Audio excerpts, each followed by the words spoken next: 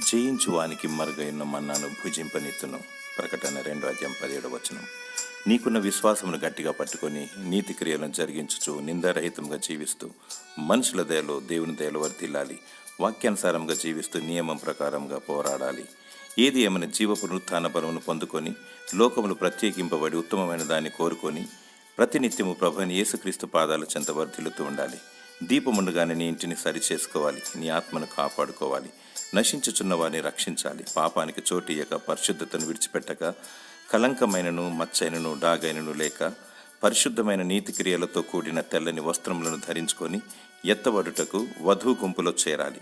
నీవు చనిపోకముందు ప్రభువైన యేసుక్రీస్తు రాకముందు జయకరంగా జీవిస్తూ కన్నీళ్లు విడుచుచు మెలకువగా ఉండాలి. అంతవరకు సహిస్తూ ఉండాలి. దేవుడు నీకు మరుగైన మన్నాను, పరలోకపు మన్నాను భుజింపనిస్తాడు.